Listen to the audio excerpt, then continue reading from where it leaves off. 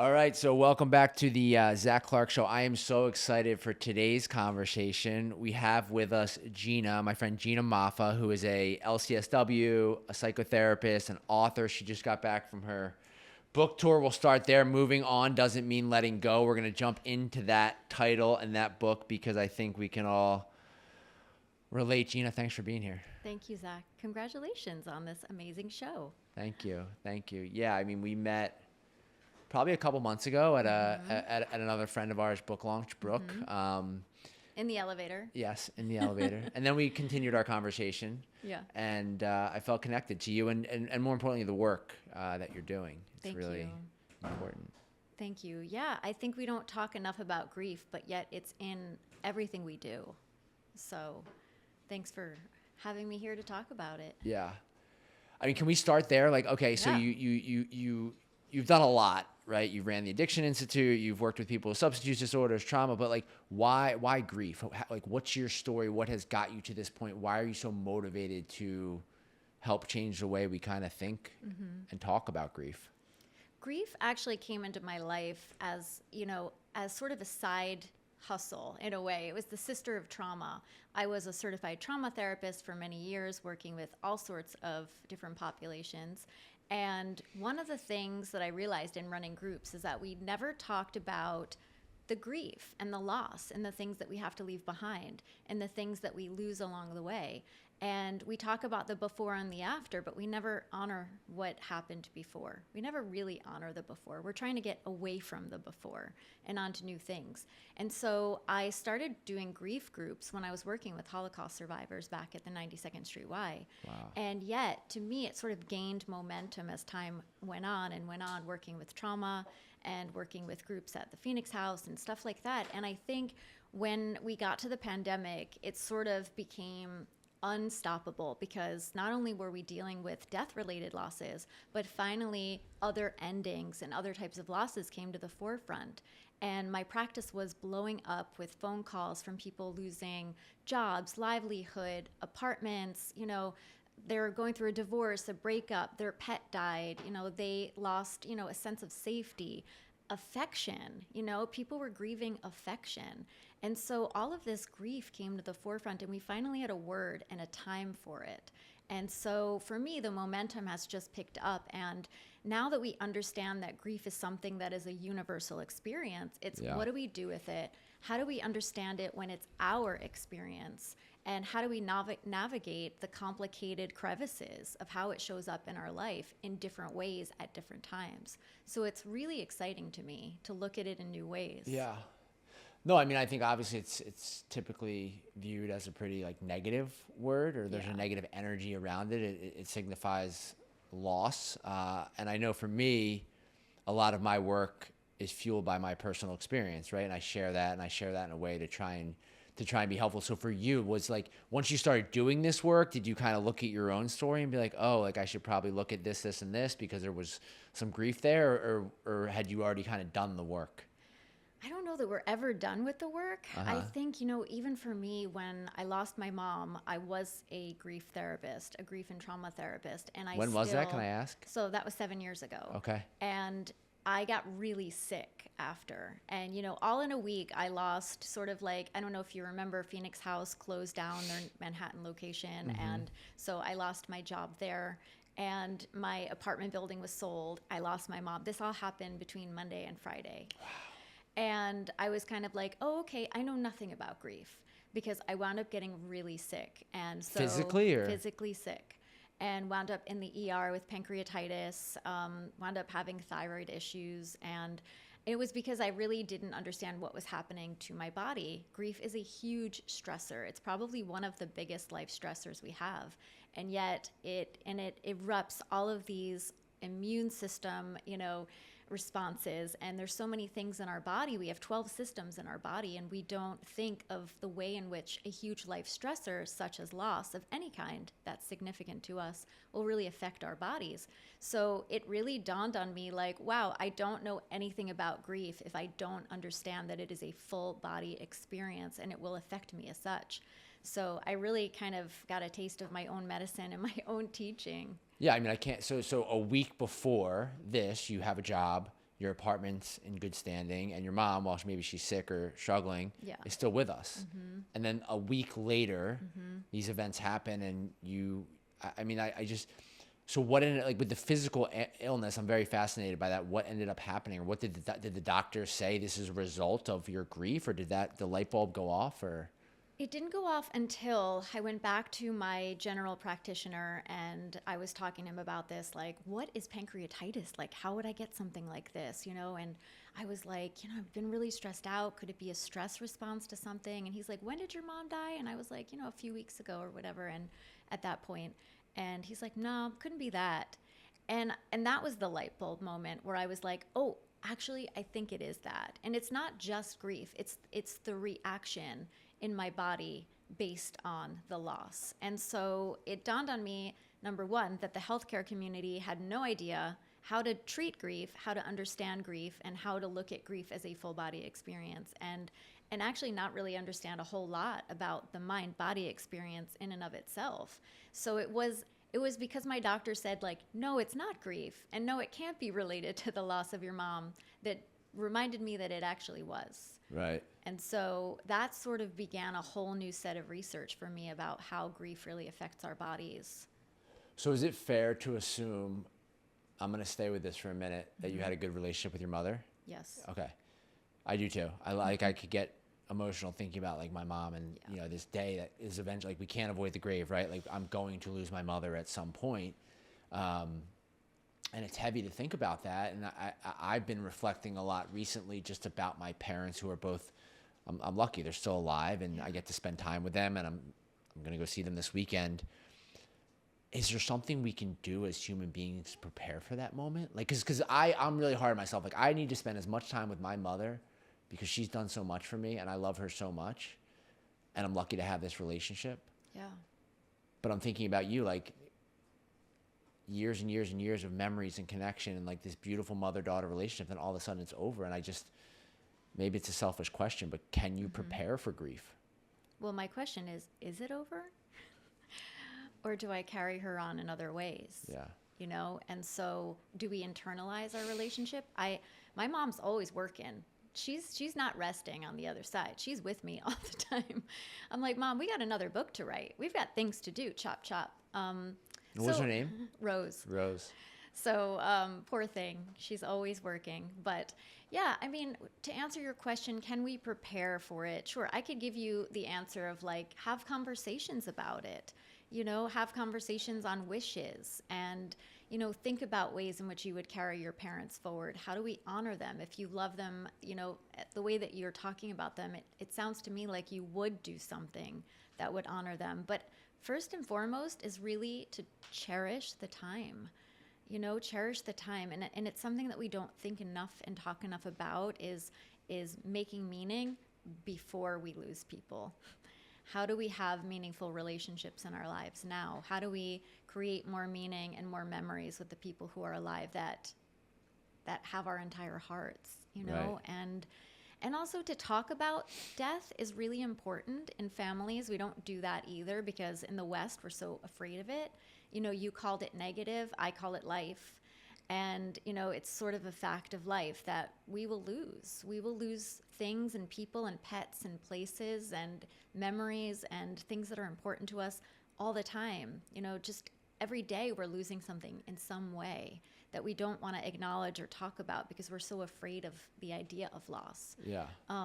But I think talking about it takes some of that stigma out. Hey, what would you want, like, at the end of life, or, and I'm not saying you should have that conversation now, but I think that there's a My time. mom would lose her something like that. No, but that's Yeah. common actually, right? Yeah. A lot of people don't want to talk about it. My mom was like weeks from death and she didn't want to talk about it.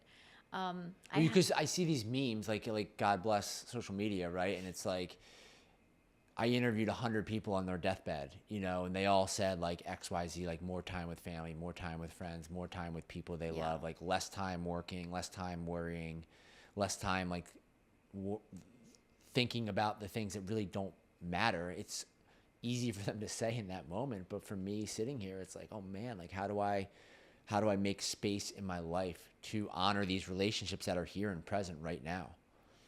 I think making space is actually just that, calling. Like, it doesn't have to be in person. It's about the connection, right? Yeah. There are people I see all the time that I feel less connected to than the people that I speak to on the phone who are far away, that I don't get a chance to talk to that often. So it's really about the connection that we create with that person. Well, it's never been easier, right? I mean, FaceTime and calls and texts, Yeah. and so. It does. No, I mean, you're making me think. This is bringing me back. I remember in my childhood home at 10, 11, 12 years old, my parents would put me to sleep. And the thought that I would fall asleep with it, and this is so vivid right now, is that I wanted to live until I was 35 and die so that I wouldn't have to experience my parents dying. Yeah. Like that was like a thought I had many nights because I was so terrified of losing these people. Yeah, because you came from them. You are tethered to them.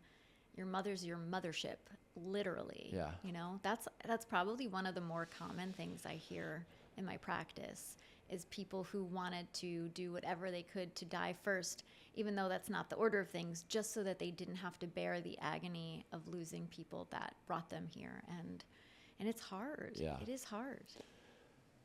The other thing that's coming up for me right now is love, right? Like they say sometimes a breakup is harder than death because that person is still here with us on the planet, yet you've lost them completely. And you most likely are going to have zero relationship with them. So how much of your work, or how much are people coming in to do work with you on grief where it's a romantic relationship or a love relationship that they've lost? A lot, actually, and especially post-pandemic. So I'll have people come in and say, you know, I lost my father, I lost my brother, but this breakup feels so much worse. I feel like I've lost a limb. And the truth is that there's no real difference between a breakup via death or a loss via death. It is really just the way our brain and our nervous system handles it. Wow. And so it really is like, we're not going to tell our brain, like, you've gone through something that's less, important, than the loss of your mother. It doesn't work like that. It's more about the attachment, and it's about the connection. And what makes breakups so much harder is that it's an ambiguous loss, which means there's no real closure sometimes.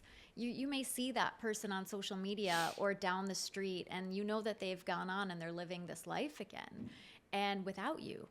And there's something that is really, really more painful in a lot of ways to people who go through that kind of breakup, because there's that loss without the ending, really. It's terrifying. Yeah. It's terrifying, and that's where I hold on to this hope that like it'll work out someday, or we'll both change, or we'll and like the truth is, at least in my experience in a romance, like it doesn't necessarily mean, like, two good people don't necessarily mean a good couple. Yeah. And that's something that I've had to learn the hardest way, because when you do love, and I feel like I've experienced love in my life in the romantic kind of framework, we're taught that like love is hopefully forever, right? Like you're working towards this end game of getting married and having children and like this circle of life thing. And when that's taken away from you, at least for me, it's like, how do I wake up tomorrow? I think, I love that simplified way of looking at it, because it's sort of ideal, right? I love it. It makes me want to believe in love like that. And then the reality is, as a therapist, you hear stories about how sometimes people change and they forget to tell each other. And, all of this stuff happens that are, because there's two individuals still living life and traversing internal stuff and mental health challenges and history, and we're complicated and clumsy and messy, and we change and we grow, and sometimes we don't grow in the same direction, and it's so painful. It's so painful and so hard, and I identify with that. And yet, having some space between our losses, between now and maybe our losses, you growing, I guess the question is it ever really bad then?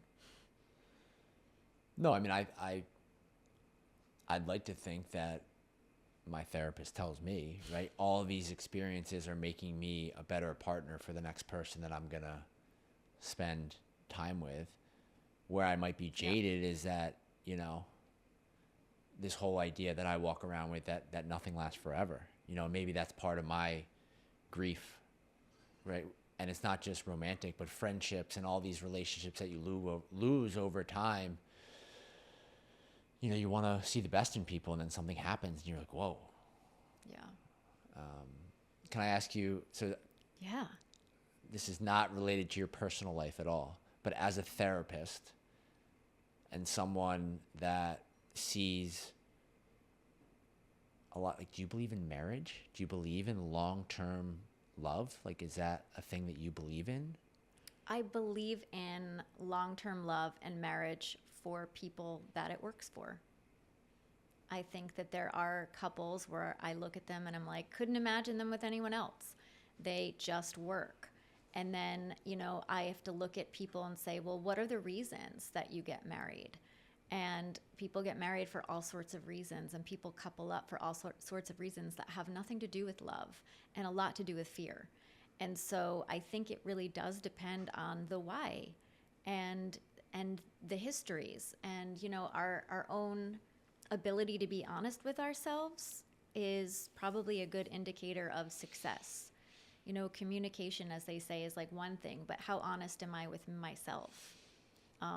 That's going to come first and foremost. So that was a political answer, but I think, you know, I don't. Yeah, let's do the non-political answer. I don't not believe in marriage or long-term relationship at all. I think that it's beautiful and healthy and wonderful for the people it works for. And I believe that there are people who are better single and are healthier or are their best versions as themselves. And That gives me hope. I think, yeah, I mean, I think it's really individual, but I think that whatever works is kind of where the wisdom is, right? And I think we can't be afraid of being single or being on our own or unpartnered for fear that there's societal judgment or pressure or any of that. I think there's so many people out there who are thriving and living to their best and highest potential, doing good in the world and receiving in return in different ways, while redefining what love looks like, you know, redefining what fulfillment and meaning looks like. And I think we have to honor that it comes in all different ways, and it's not always just in partnership. Yeah, it's a lot to think about. And I think society is, I mean, especially like we're here in New York City, so I feel like this city is very progressive and open-minded, and if anywhere on the planet you can kind of make your own choices and live the life that you want to live, it's here, because you will find your community and you will find your people and you will find shared experience, which is so valuable. You know, like I'm a 40-year-old guy. Like I don't have kids. I don't have a family. Like my parents at 40 years old, you know, we're like we're well on their way to like building this life that they thought. And I will say though, my parents have really been, I mean, my mom like breaks my balls a little bit about not having kids, but like for the most part, they've done a really good job of being supportive. And I don't think that's always the case with parents and family systems. It's like there's this pressure to kind of conform to what we're supposed to be. All the time. And I do believe that we're getting better at allowing ourselves to figure it out a little bit later in life. I think that, you know, society is just different. Finances are different. The state of the world is terrifying and different. And, you know, life is moving so much faster. And I just think we do live in a really different world than our parents did, where you could be, you know, a shoe salesman and buy a 5-bedroom house. And, you know, that was sort of your goal, was to have kids and own a home. And, you know, life is different now, a lot different in so many ways. Yeah. Yeah, there's a couple different ways I want to. So I guess where I'm going to go now is like, I've been encouraged by the world, and I love what you do on social media, because I feel like it gives people permission to be curious about their grief. It's very empowering, and it's a different angle than most people take. I think it's like, let's change this conversation, which I love. Like I love being the outlier. So keep up what you're doing. And I've been encouraged as a consumer and someone that actually gives a shit about behavioral health care and like the world at large, that there are people out there talking about mental health and trauma and grief and some of these kind of buzzwords. Is there a part of the world where you think we might talk about it too much? And the reason I say that is like, what's trauma and what's just life? What's grief and what's just like, man, I had a bad day. And I don't need to like latch on to this diagnosis just because I didn't get the job that I wanted to get. Do you understand what I'm saying? It's like this. So what I'm hearing is that they're the buzzwords. Yes. When is something legit and when is it a buzzword? And I think that that's actually a really hard thing to answer because everybody's nervous system is really an indicator of what is traumatizing and what is not. And so, you know, I'll hear a lot with my colleagues like, that wasn't a traumatic loss. And I'm like, but really, can we actually judge the way that this person's nervous system has responded to this loss? You know, we don't know their history of mental health. We don't know their history of anxiety and adrenaline in their body. We don't know their history of losses in their life. You know, we don't know what type of loss it is, you know, in this way to their body. And we just don't know their history. And I think the thing that we don't ask enough questions is what happened before? Because if I'm judging your response just on right now, then I don't have any understanding of mental health whatsoever, because our responses a lot of the time are coming from imprints that have happened before, things that our brain remembers, and it doesn't know the difference between what is happening right now and what has happened before in terms of the details. And so it's really important that we investigate before we judge. So yeah, can I say there's buzzwords out there? Sure. And it's really important to say, like, what happened before that? I wonder what their life has been like. I wonder what their mental health challenges are. When it comes to grief, it's really important that we don't judge it because people already stigmatize grief. Society, our healthcare system, our policies, bereavement leave, you don't even get to choose what your priority is in terms of who's more important to you. Like your job will say, if it's immediate family, you get 3 to 5 days. If it's, a dog, you get nothing. If it's your best friend you grew up with since you're 1 year old, it's technically like, who knows? That's the gray area, but probably 1 to 3 days, and it's really hard because our entire society is predicated upon capitalism and hurrying up and pulling ourselves up by our bootstraps and keeping it moving and doing what we can to do 5 easy steps to get better. But grief is not like that. Grief is with us forever. It is with us indefinitely. We'll notice it on anniversaries and days of meaning and holidays, and we will just miss the things or the circumstances or the people, and that will always be with us because it is in our bodies. And so I don't think we could, first of all, and I want to just go back for a second to say that grief is finally having its time. Thanks to you. No, grief is finally getting the attention in Hollywood, in TV shows, and society that we've been fighting for so many years. And so for me, I'm just excited that it's getting its time. We had anxiety and depression, then we had PTSD, and now we have grief. And what I love about that is that it means that, number one, more people will reach out for help. More people will understand their experiences. More people will not be afraid to ask for help or to join communities. And less people will judge other people for being in a state of grief for what they deem too long.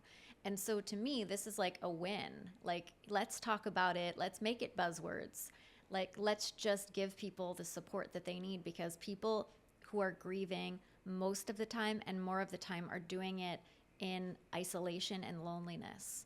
And it's really, really hard. So yes, more please. Yeah. Yeah, because they probably don't think it matters to other people.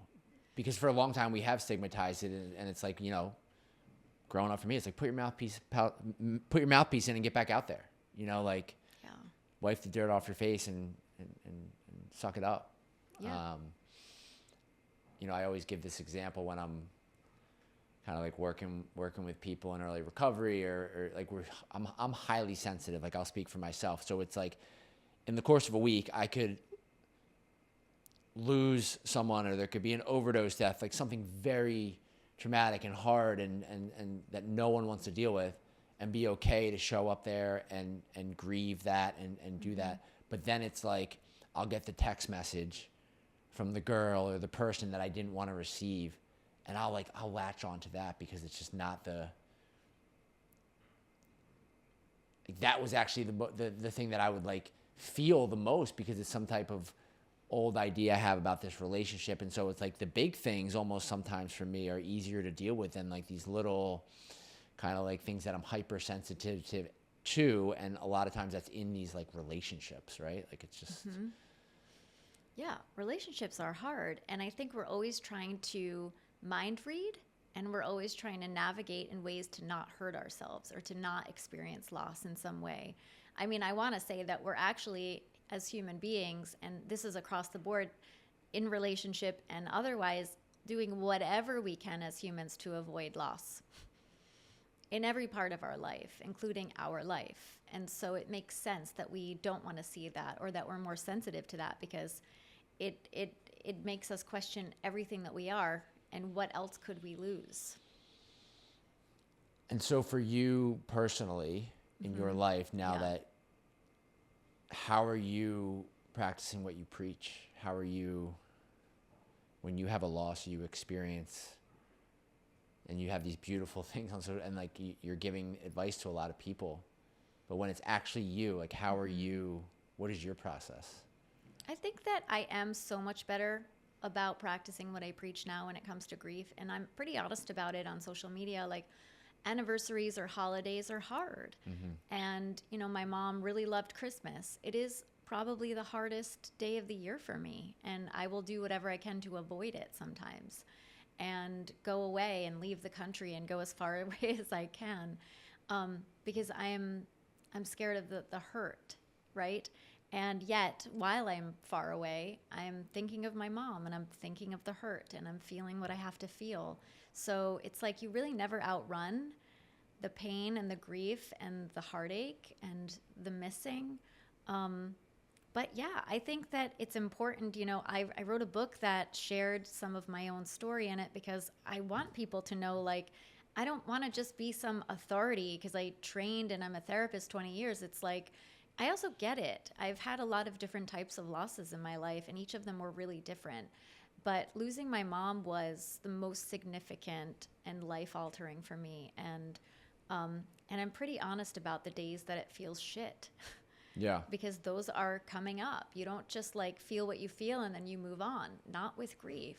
It comes up in these like really strange ways, you know, shopping down the cereal aisle, or, you know, listening to a song that comes on the radio. It's a lot like heartbreak in this way. You know, it can come up in the split moment, and then you're like, whoa, like I thought I was okay. I thought I was doing better, but I just saw someone who looked like them cross the street, or I just accidentally heard a voicemail, or it could be anything. And your brain will remember these moments, and you will be thrust back into a really big grief wave and experience of loss. And so it's really important that we acknowledge and honor those moments and be tender and gentle with ourselves and not judge it. But yeah, I have to do that too. It's hard. Yeah, I mean, like the phone alone, they have these like memories. If you have an iPhone, like the memories come up in the pictures. I'm like, I don't want to see that. Like, I don't want to see that picture from 2015. Like, no. Like, and I want to like get away from it as quickly as possible. In that moment, what would you suggest one of your patients or clients would do? Like, okay, I see this picture. It doesn't feel good. It brings something up. I go back to that moment. I go back to the way I was feeling in that relationship or in whatever was going on. Yeah, I actually have a whole chapter that talks about Bring this. it on. Let us, yeah. But it's like, you know, because we don't talk about social media and grief. And even if it is just a breakup, the things you don't want to see, and I don't say just a breakup because it's like very hard. But even with breakups, you know, you don't want to see the things that remind you of better times too. And yet, you know, when I see a memory come up with my mother, it's like getting stabbed in the heart and also getting hugged, because to me, I look at it as a moment where I can reconnect with her. I send her a silent, like, I love you, I miss you. And then I try to keep it going and be really tender with myself. I'll usually follow that up by like, please have a glass of water. get up, look out the window, call a friend, do something that feels like it's tending to something that comes up for you, or take a walk. I felt that earlier this week, and I got up and went to Central Park and just looked at the trees and just was present with my feelings. Just acknowledging that it's going to happen is important. Also, though, social media can be brutal. And so for me, I like to look at my memories and then lock them, so I don't even get them anymore. I turned off the memories notification because I can't do it. And so knowing what you can and can't do is really important. And I think even though Facebook can be antiquated and old to sort of navigate, I think it's okay for you to turn off the notifications that will hurt you in some way and protect yourself. And it's okay to do that. You don't have to confront yourself, but if you do, be really gentle about it and take very good care of your body after, because that stress will manifest quickly. Right. Yeah, I mean, so much of that for me in social media is taking care of yourself, right? Someone recently introduced me this idea that you can mute people on social media. So, I want everyone to like me, right? So I don't want to go unfollowing people and have people know that I'm on this unfollow brigade. So I'm going to find out. Yeah. You're not muted and I follow you. Okay, Gina. But it's just been so helpful to do that in certain situations. And it's not because I don't like the other person. It's because it's protecting me. Yeah. Every time I see that person, it's bringing something up that I don't like the way that feels. And so in my own work, giving myself permission to do something that's actually going to protect me in the way that I feel on a daily basis. Yeah. And also it reminds you of a disconnection, right? So then it's important to find a way to reconnect again to yourself and to an idea or a feeling of love. Yeah. Because it's hard. So moving on doesn't mean letting go. Yes, it's a long title. It's a great title. When you think about grief and some of the misconceptions, where did the title come from of the book? The title was actually just born out of my being really annoyed with people, because I love that. I was really annoyed. I have a lot of clients that will come in and they're like, oh, they told me I just have to move on. We just have to move on. I'm here in therapy to just move on. I'm here so you can help me let go. And I'm like, let go of what? Do you want to let go of a loving relationship that you had with your mother? What are we letting go of? Let's look at this really differently. And, and people say that to me all the time, you're always talking about your mom, or you're posting about your mom, you got to move on. And I'm like, I don't know what you're talking about, actually, because grief, you don't move on, you move forward with. And so I was in some kind of argument with someone who was trying to say but no, you actually have to let go. And I was like, no, because moving on doesn't mean letting go. It doesn't. We assume that, but we take relationships with us. We take the good parts of things, even in a treacherous, relationship that ends in, flames and crashing. You still take something of that person and that relationship with you. And we're not humans who can just become robots, even though we want to sometimes. Yeah. There's Eternal Sunshine of the Spotless Mind. Remember where they erased each other from their minds, but really they couldn't. At the end of the day, I don't know if you saw that movie, but it's quirky and beautiful, because it's the human condition that even when we want to forget people come with us. And so it really is about the honoring that we don't have to just move on, and we're not, there's nothing wrong with us that we want to keep people with us and keep memories alive, and we want to grieve for as long as we do. It just will change, and grief doesn't look the same 10 years later that it does in the very beginning. Yeah. And so people don't recognize that, and they get really impatient with people very quickly. So it's unfortunate, but I'm hoping that will change.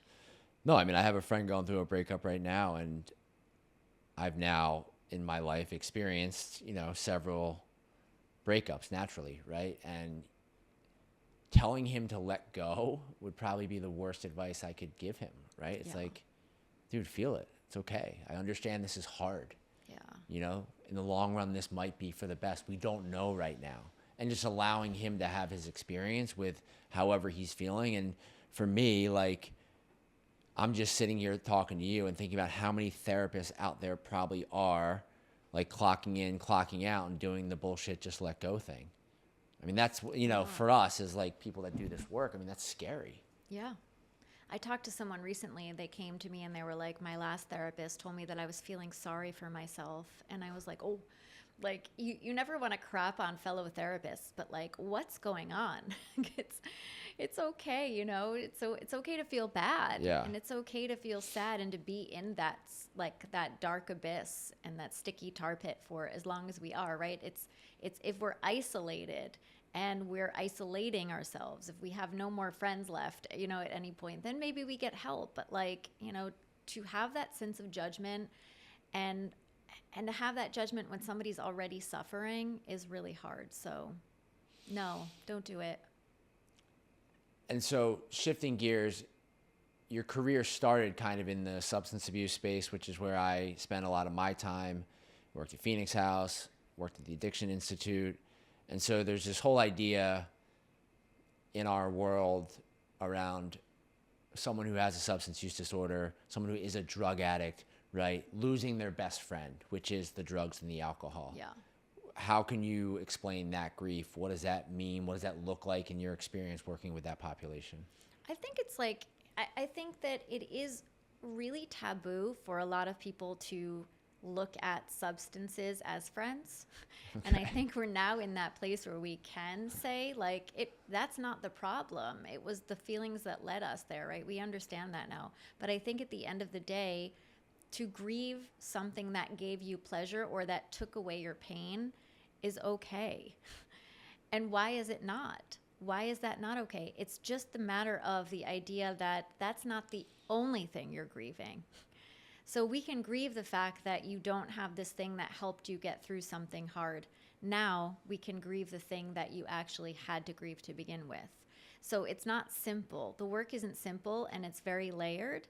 And I think that, you know, especially with substance use, it's probably one of the more layered and nuanced type of grief experience that there can be, because there's people involved too. Yeah. And there's different personas that we had and fears. And there's a lot more to grieve than kind of a straightforward breakup or a death-related loss. And that's what makes it so much more complicated.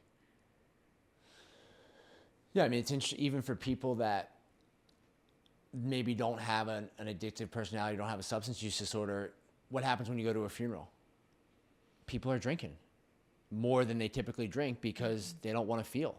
They don't want to actually feel what is going on. They just lost someone very important to them. Yeah. And so what are they going to do? They're going to go to the bar and shove those feelings down, and who knows when they might come up later in life, right? I mean, is that an example of someone grieving in a way that might not be helpful? Absolutely unhelpful. I think it's okay to have distraction, and I think it's okay to have a moment where you feel too much and you need something. I think that the choices that you make when you're in that state of too much are going to make or break your grief experience and create more problems. So I think, you know, there has to be, the question is, yes, I want to numb. Is this the right thing to numb with? Or can I go to Dairy Queen and get a Blizzard? Or can I call, you know, there are other choices that can be considered numbing, but that don't hit a place where it will cause other problems and be like actually considerably self-destructive. And what do you do for someone that is struggling with grief? Like for me, I was at a funeral last week, and it was someone who unfortunately died young. It was a standing room only, and the family, I just couldn't believe how strong they were, you know, in eulogizing this person. And I mean, it was heavy, but I was so proud of the family for kind of like doing this in a way that was so respectful. And I just I couldn't help but think like, yeah, but how are they going to feel in 3 months? How are they going to feel in 6 months and 9 months when this room is not full of people they love and they're kind of like all alone? Is that where, if you're trying to support that person, you should reach out? And you should always reach out, and you should not stop reaching out. So I'll start there, but also to say that just because what appears to be they're holding up and they're respectful doesn't mean that that's actually how they feel or what's going on behind the scenes. I think people grieve so differently. You know, even at my own mother's funeral, like, people wouldn't think that I was as devastated as I was because I had things to do. And my brain compartmentalized the pain, and I just did what I needed to do to honor my mom in as good a way and as loving a way as I could. But because of that, people thought, you're fine. You're doing okay. You must have gotten used to this. Like, you had a little time to get used to her dying. And I'm like, you never get used to someone dying. So no matter what people look like in their grief, I can guarantee that X amount of time down the road, they're still going to be grieving and they're still going to be feeling things. And so I always tell people, remember if you can, the date, the death anniversary or the date of meaning for your friend or someone you love, and put that in your phone in a calendar reminder so that you can reach out, send them flowers, like ask them if they want to have dinner or deliver them something. Do something that is supportive to them every year. Yeah. Just so that they know that you continue to remember that they went through something life-changing and painful. But yeah, 3 months down the road, they're still grieving. Please show up. Even just check in. I love that.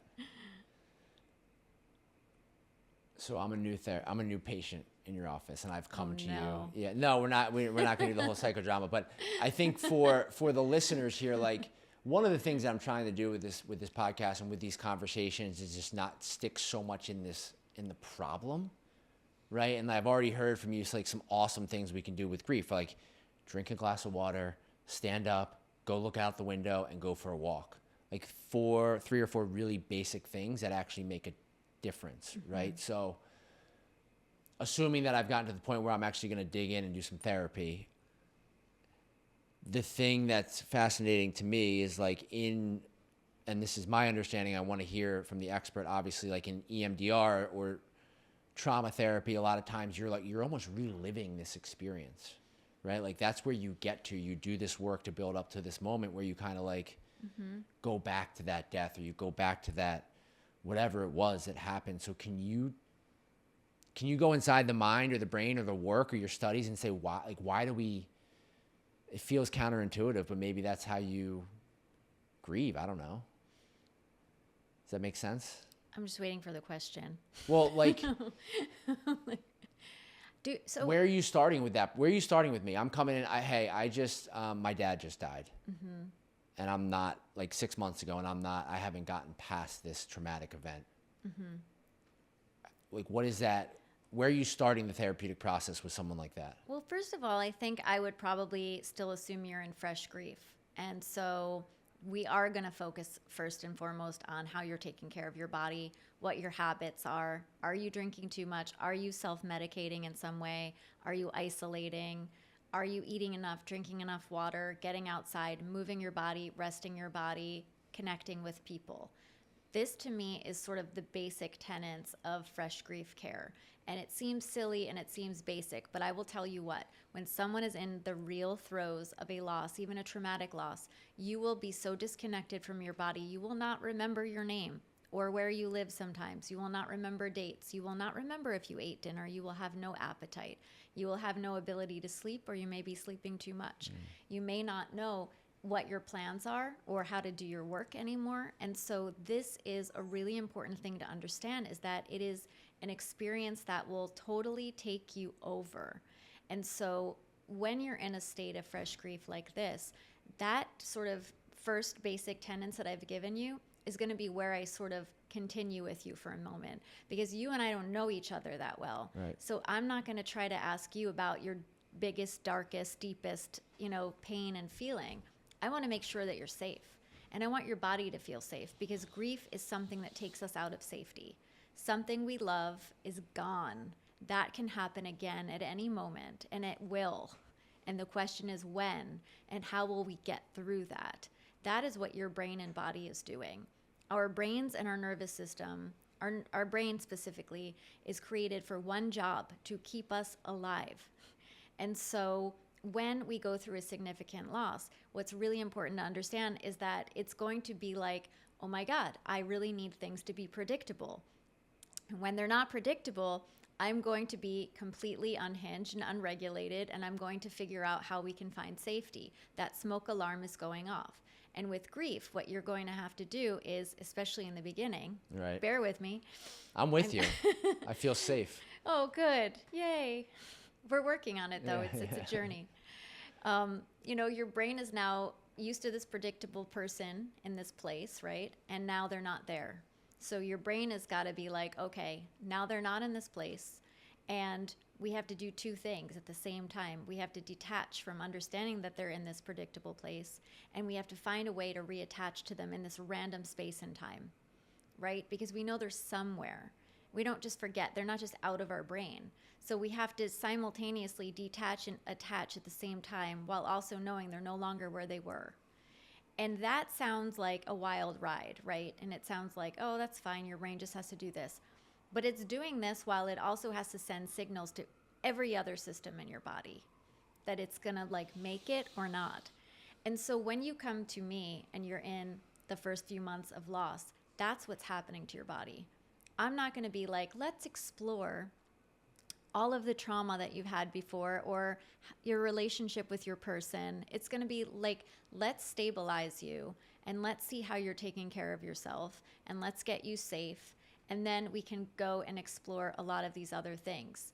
But if it's a traumatic loss, like you just told me it was before, we got to get you stable and your nervous system regulated. And if we don't do that, you're fucked. Right. We're not getting into the feelings. You will not be able to actually metabolize them. So that's what we would do.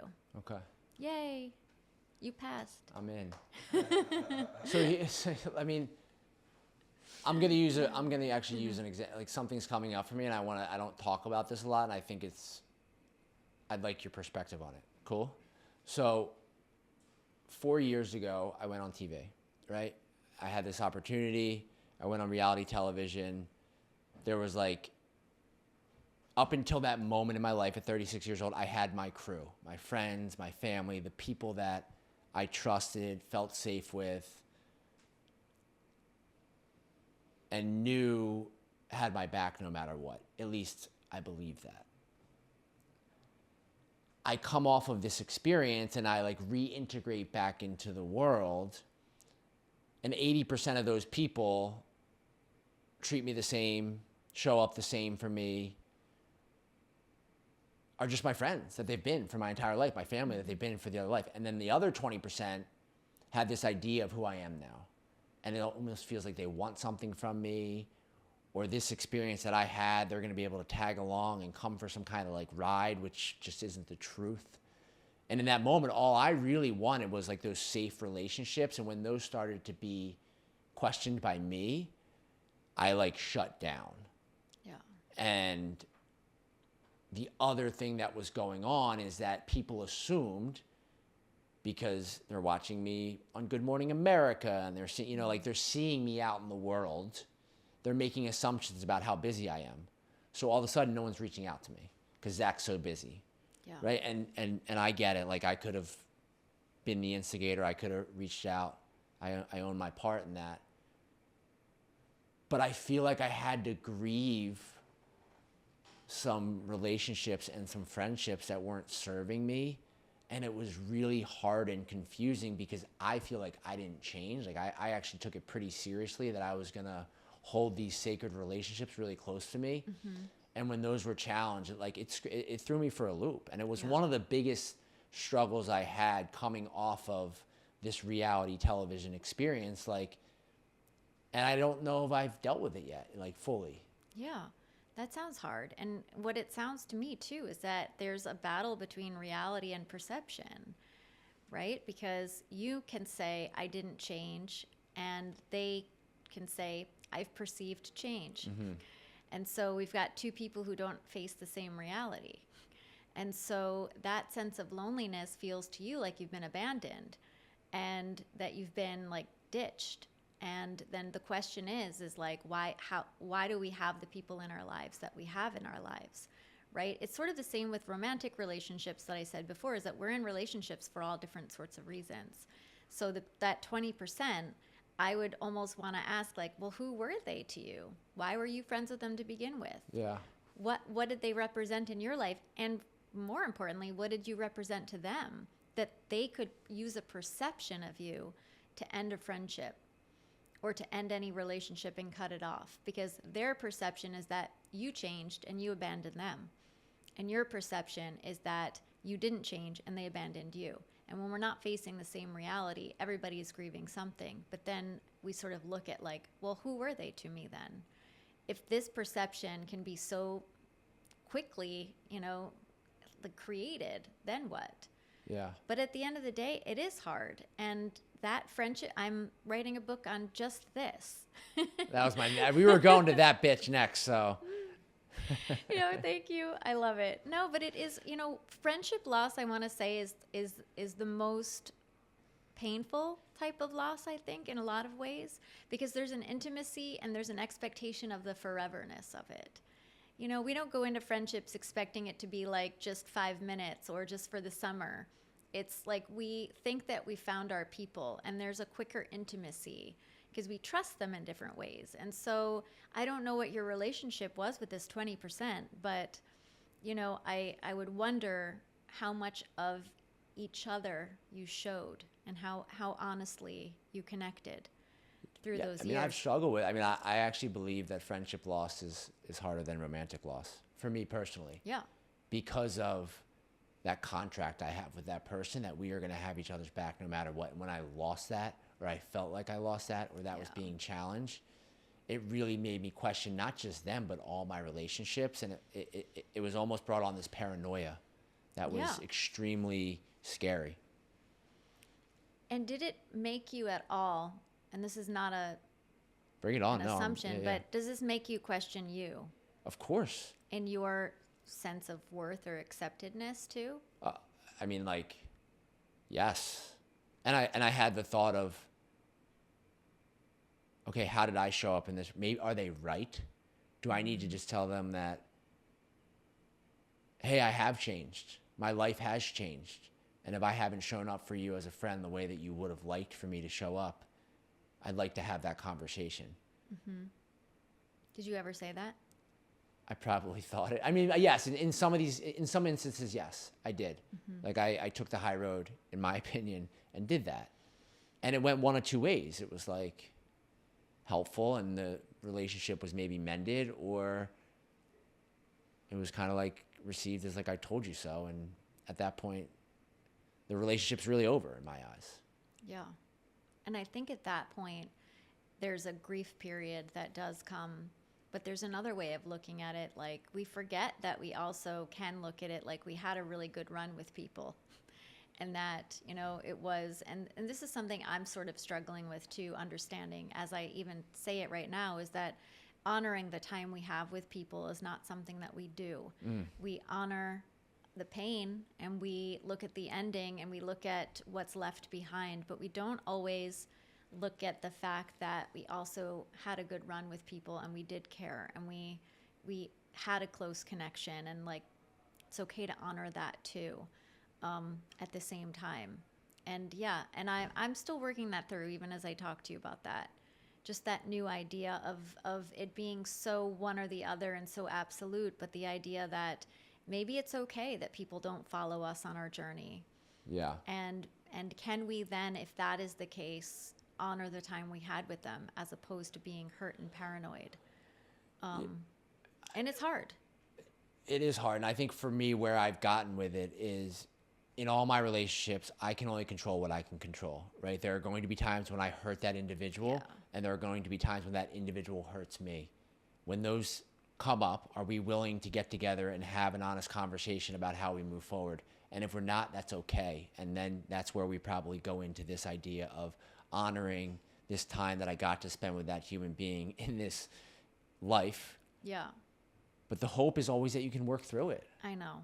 The hope is that you can work through it, because there is so much that can happen in a relationship when we get from rupture to repair. Yeah. There just is. Like, there's such a deepness that can come from talking more honestly and vulnerably about everything that we're feeling and experiencing, all the assumptions that we have. But so many people let their ego get in the way and their pride, and and that is something that we can't change with some people. Like, the self-awareness and self-accountability is not across the board. Yeah, I think it's particularly hard for guys too, just because for me, I've had this experience where I'm sober, I'm in therapy, I've done a lot of self-work, so I'm not afraid of those conversations. But if I bring these conversations to a lot of my friends, they're going to receive it, but they might not receive it in a way that's helpful or truly open-minded, right? To like, what's going on here? Yeah. Well, that saying, people can only meet us as deeply as they've met themselves. Wow. And I that don't know is that saying, but Matt Kahn created that saying, and it is something I live by. You know, when I have any kind of misunderstanding with people, or I just want someone to change and understand me, and I'm like, okay, they can only meet me as deeply as they've met themselves. If they don't do the work and they don't have any self-awareness and they don't want it, they're not going to be able to understand me where I am. And that is where the line is drawn. so, but if you know that in a relationship, what do you do? mean- Going back to them and saying, hey, dude, you need to do some work on yourself before we can kind of continue. That's not going to work. No, it does have to do with some radical acceptance on Yeah, our it's end. acceptance, right? At the It end of the day, is. it always comes back to acceptance for me. Like, It is. And the idea that, you know, what do I need from this person that I can't get from some other place? Right. Can I accept what they have to give me in the way that they do, because I know it's honest and I know that they actually care? They just can't give me what I need, but can I get that from other places? And can I accept what they're giving me as their very best, even if it's not my best? And if I can't, and I find that I'll grow resentful, then I should figure out how to sort of back away or have a conversation with them about my needs. But I think a lot of the times we don't have a lot of patience for people, and we want what we want out of them, and we want to feel a certain way in relationship. And if we don't feel that way, we want out, or we want it to change. But I think people are at all different paces of life and self-development, if at all developing. But I've been left with some family members where I'm like, oh boy, yeah. what do I do with this? When you're And- expected to love them because they're family. Yes, you are. And that's that word, that expectation. Which, That expectation. you know, that whole, like, the under promise, over deliver, like this whole thing that we have in the world around expectations is scary, because I might expect something new out of our relationship and you might expect something from me. Mm-hmm. And if we're not on the same wavelength, like, to use your word, we're fucked. You know? I created it. Yeah. Yeah. So on on like a bigger scale, I hate to keep cursing, but like, when you look at what's the most fucked up thing right now in the world? What is the thing that if you could, like, Gina Moffa had her magic wand and could say, like, I mean, to me, it's the divisiveness of this world right now. I think since 2016, I'm just saying, and I'm not going to get political, but the idea that we can't agree on anything, and we have politicized everything.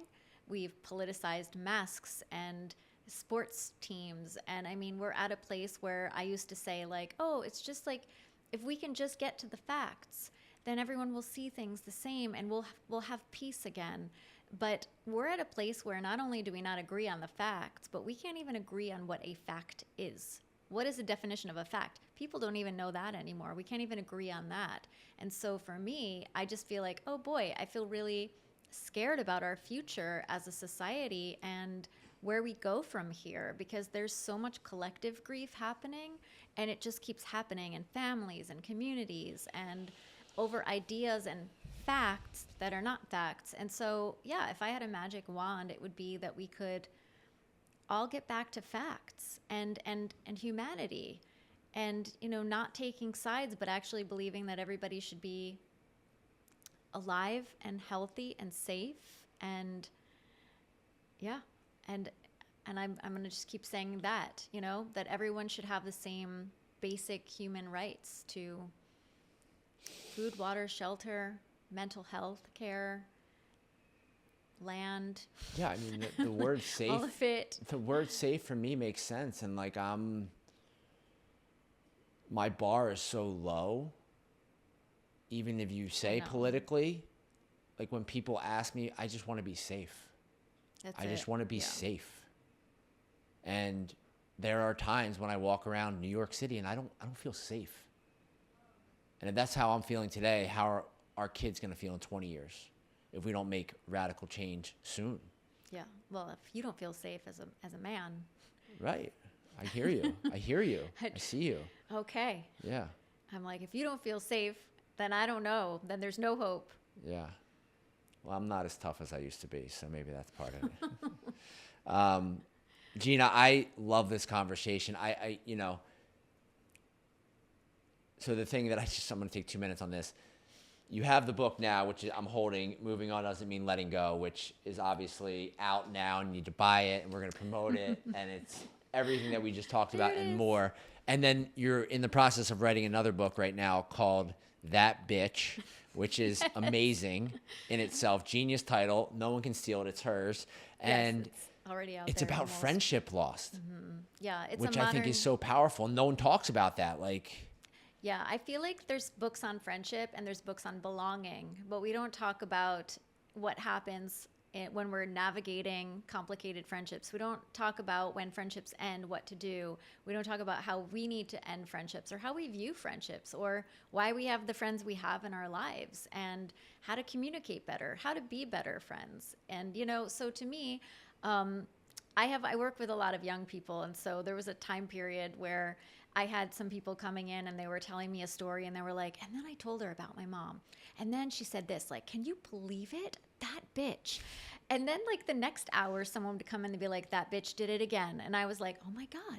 And they're like, could you believe that this bitch said that? Or that bitch said that? And I was like, I can't. That's terrible. That bitch. And so it was like a full day. It was really funny. And it just dawned on me, like at this point, I'm using that bitch so much that, and it was because people needed to do better and be better. And so it just felt right to me. And it's sort of a nod to my clients as well, but also just the idea that, that semantics and words are powerful, right? Like this bitch is great. Like this bitch we love. Yeah. This bitch is like my bestie. That bitch is a different story. And so, we have this, what if it is like that? How am I that bitch in my life? And so it's a really deep dive in friendships, friendship loss, the grief of friendship, how isolating it can be, how lonely, how ashamed we can feel when we lose friends, and also just giving us our thought on who we keep around us and why, and how we could be better for each other. And so it's a snarky title, which I hope has a little bit of a heartwarming ending. No, it resonates We'll with see. me, and it's a lot of what we talked about, like losing Yeah. friends and how to deal with that. And you hear it all the time, like keep your circle tight, and that's something I try to do, but that doesn't come without losing a couple of those bitches, it's like. To me, it's keep your circle honest. Okay.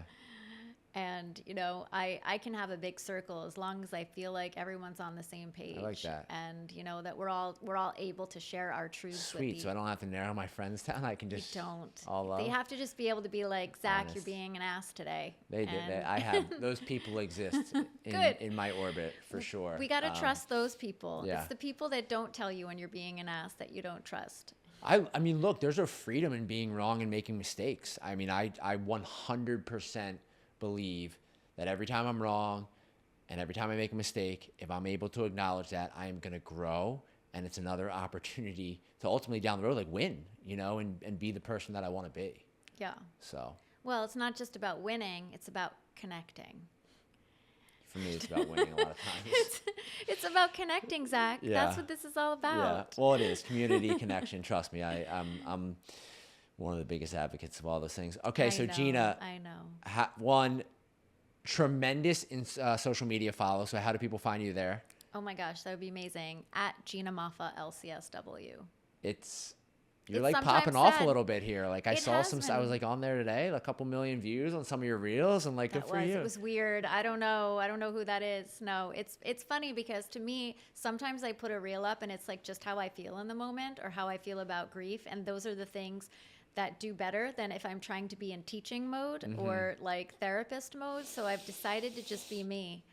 I love that. And I love community and I love the engagement. So if you follow me, say hi. If you don't follow me yet, please follow me and say hi. I don't want to just have a follower. I want to have a community. Oh, I love that. So, and the book is out. Moving on doesn't out. mean letting go. And then private practice. You're here on the Upper West Side, still doing the work, right? doing the work. Yeah, I've been traveling a lot, but I have a private practice and it's very full. I'm grateful. Website? GinaMoffa.com. Easy. GinaMoffa.com. Before we go, 3 quick grief. 3 very low. What can someone do who's experiencing this feeling that's very uncomfortable? Breathe. Breathe. Connect with nature. Get outside. Connect I don't with care what the nature. weather is. Call someone who loves you and who gets Call it. someone who loves you. That's Oh, 3. that's 3. You did it. All right, we did it. And then 4th, call Gina because she'll help you out. It's like All right. Better Call Saul. Yeah. Well, thank you for being here. Awesome conversation. And Thank you, Zach. until next time, thank you. Thank you so much. Yeah.